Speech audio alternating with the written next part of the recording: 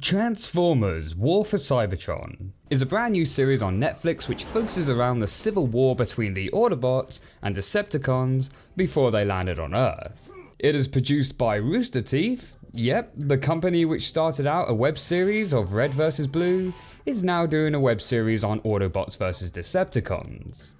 I'm not gonna lie, I didn't actually expect to be making a review for the show, but I ended up watching one episode through chance and thought it was pretty good. So ended up binging the whole 6 episodes later that day, and I really liked it. Like, this is a pretty awesome take on the series. Now I'm gonna be completely honest, I actually haven't seen too much of the various Transformers series. I watched the original movie, seen a few episodes of the original TV series, and of course watched the Michael Bay films. Name's Willie. Yeah, say my name, say my name. I was actually a much bigger fan of the spin-off series Beast Wars, which I watched religiously as a kid. Do not fire, Megatron! I have a hostage! Why, so you do. And this new series actually reminds me a lot more of Beast Wars than it does your typical Transformers cartoon. The thing I like about this series was that it has a much more mature tone than your typical Transformers series.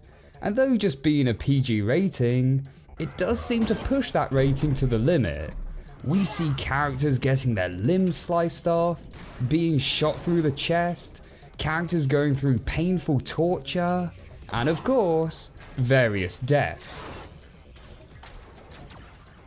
But along with the violence, the character and plot is a lot more complex and mature.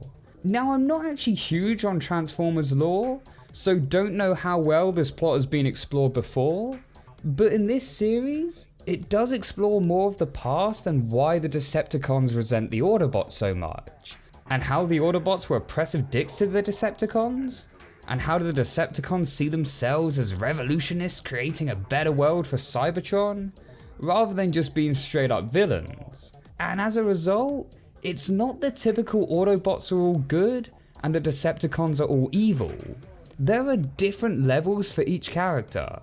Some Decepticons are more typical where they just want to murder every Autobot in sight, but then you get the others who are a little more neutral, where they want to win the war against the Autobots to create a better Cybertron, but would also rather seek it through a peaceful manner of surrender. Also, the Autobots here are the underdogs, and are more like a group of small rebels fighting an enormous army of Decepticons, which makes the stakes feel a lot higher. And even amongst that small group of Autobots, they also disagree which is the best method to beat the Decepticons. Especially when it comes to their leader Optimus Prime, who despite still being the leader, hasn't yet earned the trust and respect of all the Autobots. And so there's this constant doubt as to whether his actions are the right actions, with even Optimus himself seeming uncertain at times. We also get some particularly cool insight into Optimus, Megatron, and Ultra Magnus, and how back in the day they were all originally fighting on the same side, which I think adds a lot more depth to these characters and their motivations. But of course, the biggest character strength to the show, no fucking humans. God, I've always hated the humans in the original series, and I hated the humans in the Michael Bay films. I just want to see a show about transforming fighting robots. No! I'm going to end your hunger once and for all. Not some shitty Michael Bay love romance story. The boy's pheromone levels suggest he wants to mate with the female. As for the animation, I think it's pretty decent. The gritty CGI textures mixed with the traditional 2D animated look works pretty well. And overall, I'd say the animation is decent.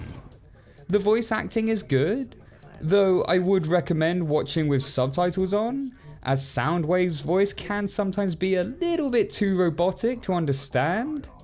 That initiated a protocol containing a hidden code. But overall, a really nice start to the series. This is set to be part of a trilogy, so I really hope it continues to maintain the high level of quality. So yeah, go check it out.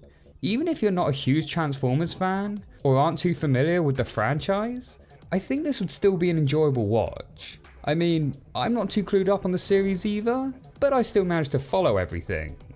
Now if we could just get that series reboot of Beast Wars, then we'd be talking some serious shit. Oh, sorry.